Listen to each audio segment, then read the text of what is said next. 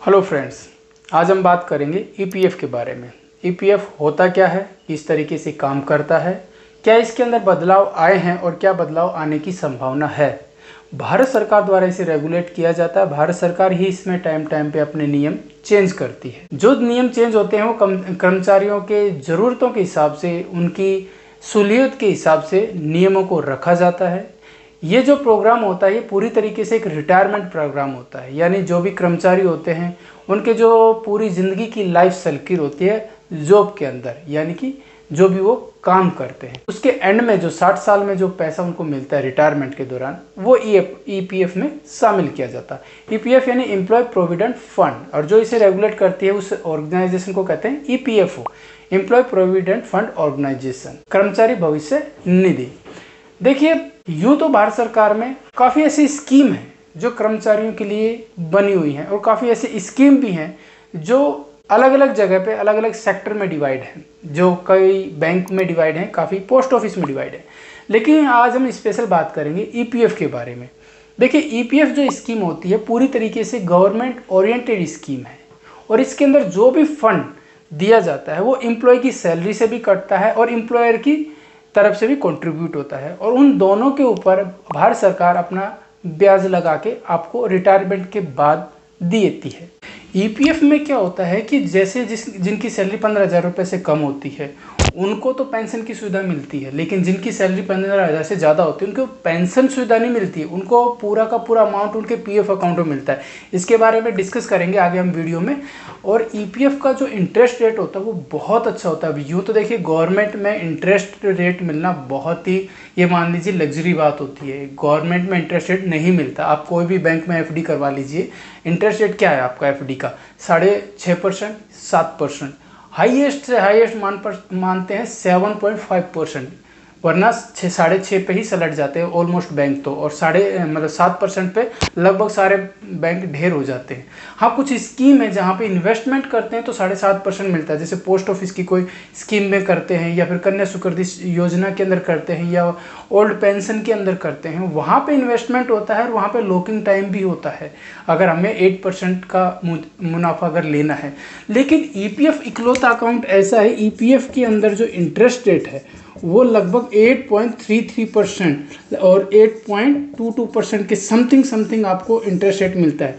और सबसे बड़ी बात, इसके अंदर इंटरेस्ट रेट है ना, डे बाय डे या कह लीजिए या साल दर साल कह लीजिए, थोड़ा सा इंक्रीज होता ही है। गवर्नमेंट इस पर खास ध्यान रखती ही है, क्योंकि बाकी सभी जगह गवर्नमेंट कुछ ना कुछ इंटरेस्ट रेट कम कर देती है। जैसे एफडी के रेट है, बीते टाइम में देखोगे, अब के टाइम में देखोगे, एफडी का रेट आगे पीछे होता रहता है। ऐसे ही PPF account, public provident fund में देखें, पहले जब स्टार्ट हुआ था जब लगभग 9% तक इंटरेस्ट रेट देती थी, लेकिन आज के टाइम पे 7.1% पे ढेर है।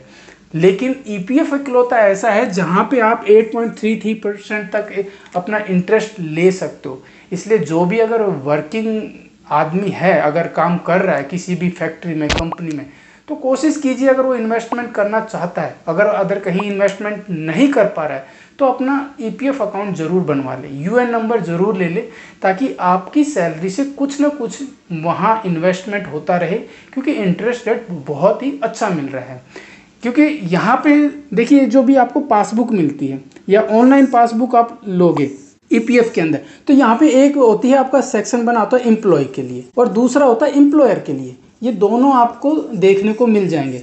और अगर आप 15,000 सैलरी से कम आते हो तो 15,000 से अगर कम है तो आपको पेंशन के लिए भी एक कॉलम बना हुआ मिल जाएगा, यानी कितना आपका डिडक्शन हुआ, कितना एम्प्लॉयर ने उसके अंदर मिलाया और कितना पेंशन का कंट्रीब्यूशन हुआ। ये सारी जानकारी आपको ऑनलाइन देखने को मिल जाएंगी जब आप यूएन नंबर लोगे। देखिए, यूएन नंबर लेने के बाद आपको यहाँ पे लगभग आपका 12%, यानी एम्प्लॉय का जो होता है वो डीए का 12% होता है। तो क्या होता है, बेसिक सैलरी प्लस डीए का 12%, ये तो एम्प्लॉय का होता है। और जो एम्प्लॉयर होता है, जो अपनी तरफ से मिलाता है, वो भी क्या होता है, बेसिक प्लस डीए का 12%। तो ये दोनों इस सेक्शन में बन जाते हैं और आपको जो पेंशन मिलती है वो इस सेक्शन के अंदर आ जाती है। यानी आप बिल्कुल ट्रांसपेरेंसी से देख सकते हो, इसके अंदर आपको सेक्शन बाय सेक्शन बता दिया जाता है कि कितना पैसा आपको ऐड किया जाता है।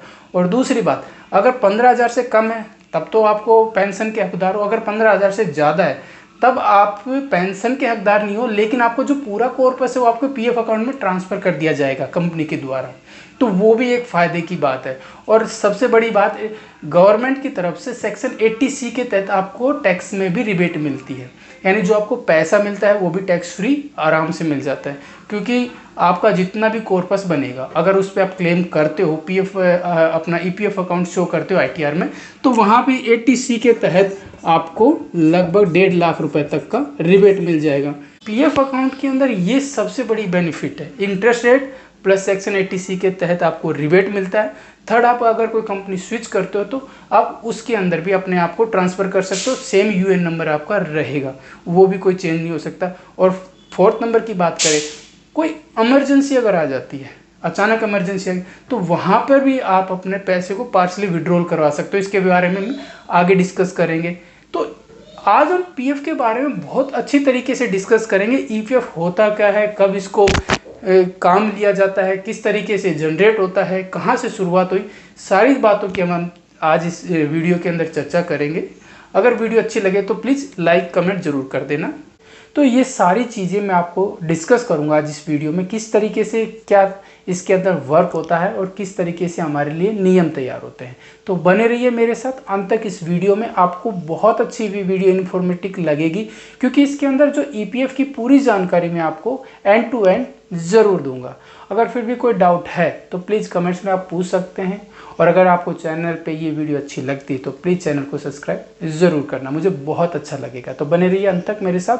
हम बात करते हैं ईपीएफ के बारे में। भारत सरकार ने ईपीएफओ की शुरुआत 1952 में की थी। संसद में जो कानून बनाया गया था, employ provident fund and miscellaneous provision act 1952, उसके तहत ईपीएफओ की स्थापना की गई थी। इसके अंदर उन कर्मचारियों को रखा गया था जिनकी बेसिक सैलरी बहुत कम होती थी। लेकिन आज के टाइम पे जिनकी सैलरी बेसिक से कम होती है या बहुत ही कम होती है, वो उसके अंदर भी शामिल हो सकते हैं। और कोई चाहता है कि मैं अपना पीएफ अकाउंट बनवाऊं या अपना ईपीएफ अकाउंट बनाऊं, वो अपनी तरफ से भी इसके अंदर शामिल हो सकता है। तो 1952 में संसद में इस एक्ट को लाया गया कर्मचारियों की स्थिति को देखकर, और वहाँ पे इस एक्ट पे डिस्कस हुआ। जब ये बिल पास हुआ तो इस बिल को मिसलेनियस प्रोविजन एक्ट के तहत 1952 में जोड़ा गया और तब से स्थापना हुई हमारे ईपीएफ की। इसे भारत सरकार के ministry of labour and employment द्वारा रेगुलेट किया जाता है, यानी श्रम मंत्रालय, जिसे हम कहते हैं श्रम एंड रोजगार मंत्रालय, उसके द्वारा इसे रेगुलेट किया जाता है। ईपीएफओ की जो अपेक्स बॉडी है, यानी पूरी बॉडी को कहते हैं सेंट्रल बोर्ड ऑफ ट्रस्टी, जिसे हम सीबीटी भी कहते हैं। ये ईपीएफओ की पूरी एक बॉडी होती है जिसे हम सीबीटी कहकर बुलाते हैं, यानी सेंट्रल बोर्ड ऑफ ट्रस्टी। और इसके अध्यक्ष भारत सरकार के श्रम एंड रोजगार मंत्री होते हैं, जो इसके पूरे रेखा जोखे को संभालते हैं। जो भी मंत्री हमारे चुने जाते हैं और जो अपॉइंट होते हैं, वो इसके पूरे कार्यकाल को संभालते हैं। केंद्रीय भविष्य निधि, वो इसके सचिव होते हैं, जो ईपीएफओ के प्रशासनिक प्रमुख भी होते हैं। सीबीटी में जो कर्मचारी नियोक्ता होते हैं, वो राज्य सरकार के भी होते हैं और वो केंद्र सरकार के भी होते हैं। दोनों कर्मचारी मिलकर ही सीबीटी के अंदर होते हैं, जो कि किसी भी तरीके की नियुक्ति होना, किसी भी तरीके का कामकाज होना या कोई भी रूल एंड रेगुलेशन को पास करना, वो सारी चीज़ें को देखता है। उसके अंदर केंद्र सरकार भी आती है, उसके अंदर सेंट्रल गवर्नमेंट भी आती है, जिसे हम एक अपेक्स बॉडी बोलते हैं, जिसे सीबीटी बोला जाता है। सीबीटी यानी central body of trustee. EPF जो संगठन है, यानी ईपीएफओ, एम्प्लॉय प्रोविडेंट ऑर्गेनाइजेशन, ये दुनिया के सबसे बड़े संगठनों में से एक है। हम इसे कोई छोटा मोटा संगठन नहीं समझते। अगर किसी का पीएफ कटता है या ईपीएफ कटता है तो इसका मतलब है कि वो बहुत बड़ी एक बॉडी का पार्ट। ये अपने संगठित क्षेत्र से लगभग 7.5 करोड़ कर्मचारियों की सुरक्षा देती है। आप इस बात को समझ सकते हो कितने ज़्यादा कर्मचारी होते हैं जो इसके अंदर सुरक्षा लेते हैं, जिनका ये पीएफ अकाउंट मेंटेन करते हैं। मेनली ये 3 योजनाएं होती हैं जिनके ऊपर काम करता है। नंबर 1 होती है employ provident scheme. Employ provident scheme होती है जिसके अंदर एम्प्लॉय का प्रोविडेंट फंड रखा जाता है। सेकंड बात करें एम्प्लॉय पेंशन स्कीम, जिसके अंदर एम्प्लॉय की जो पेंशन मिलती है, यानी रिटायरमेंट के बाद जो भी कॉर्पस उसको मिलता है, उसका देखा रखा इसके अंदर रखा जाता है। फिर आती है एम्प्लॉय डिपॉजिट लिंक स्कीम। इसके अंदर जो भी एम्प्लॉय को डिपॉजिट किया जाता है, उसका लेन देन किया जाता है, उसकी सारा रेखा देखा जो भी होता है इसके अंदर रखा जाता है। ये जितने भी स्कीम है, इन स्कीम्स का लाभ उनको मिलता है जो कि ऐसी संस्थाओं से जुड़े हुए हैं श्रमिक जो ईपीएफओ से रेगुलेट हैं, यानी कवर्ड हैं। यानी जिस भी कंपनी में या जिस भी संस्था में, जिस भी फैक्ट्री में, कारखाने में ईपीएफ कटता है, जो ईपीएफ कवर्ड कंपनी है या कारखाने हैं, उन्हीं कर्मचारियों को इनका लाभ मिलता है। किसी भी फैक्ट्री में या किसी भी कंपनी में, किसी भी ऑर्गेनाइजेशन में अगर 20 लोग काम करते हैं तो वहाँ पर ईपीएफ काटना बहुत ज़रूरी होता है, क्योंकि सरकार का अब ये एक नियम है कि अगर आपके पास 20 लोग काम करते हैं तो आपको उनका पूरे लेखा जोखा रखना होगा और हमें भी देना होगा। अगर वो 20 लोग आपके एक शिफ्ट के दौरान काम करते हैं, लगभग 8 घंटे का काम करते हैं, और वो शो करते हैं आपका जो वैल्यूएबल काम, तो उसके अकॉर्डिंग आपका उनका पीएफ भी कटवाना होगा। आपको उनको जो भी उनका मेहनताना है, वो बेसिक सैलरी होती है, वो भी देनी होगी। तो लगभग जहाँ पर 20 लोग काम करते हैं जिस संस्था में, वहाँ पे ईपीएफ जरूर कटता है। लेकिन हाँ, एक सिनेमा घर एक ऐसा होता है जहाँ पे 5 लोग भी अगर काम करेंगे तो वहाँ पे भी उनका पीएफ जरूर कटेगा। लेकिन इसके अलावा जो अन्य संस्था हैं, मान लो कोई इच्छा से अपना कवर इससे ईपीएफ द्वारा करवाना चाहती है, तो वो भी इसके अंदर संभव है। कोई भी संस्था, कोई भी फैक्ट्री, कोई भी ऑर्गेनाइजेशन अपनी स्वैच्छिक इच्छा से अगर ईपीएफ कवर लेना चाहती है तो वो भी पॉसिबिलिटी गवर्नमेंट ने रखी हुई है। अगर जिसकी भी सैलरी, मान लो मंथली सैलरी अगर किसी की 15,000 या 15,000 से कम है, उसको सरकार की तरफ से और कंपनी की तरफ से ये तीनों सुविधाएं उसको दी जाएंगी, जहाँ पे भी 15,000 रुपये से कम सैलरी होती है। तो ये गवर्नमेंट का रूल है जो भी हर संस्था को पालन करना होता है। तो अगर आप ईपीएफ से जुड़े हुए हैं तो अपनी सारी जो जानकारी है, अपनी जितनी भी ये स्कीम है, यानी employ provident scheme, employ pension scheme, employ deposit link scheme, इन सभी स्कीम से आप अवेयर रहें। अगर आप किसी भी फैक्ट्री में काम करते हैं, किसी भी संस्था से जुड़े हुए हो और आपको पता है कि आपका ईपीएफ कटता है, तो आपको इन 3 स्कीम्स का भी पता होना चाहिए कि क्या कंपनी द्वारा आपको ये स्कीम मुहैया करवाई गई है, क्योंकि ये आपका अधिकार होता है। लेकिन जिनकी सैलरी 15,000 रुपये से ज़्यादा हो, उनको लिखित के अंदर ईपीएफओ या ईडीएलआई के अंदर जोड़ सकते हैं। ईपीएफओ यानी एम्प्लॉय प्रोविडेंट फंड और ईडीएलआई मतलब कि employ deposit link insurance scheme.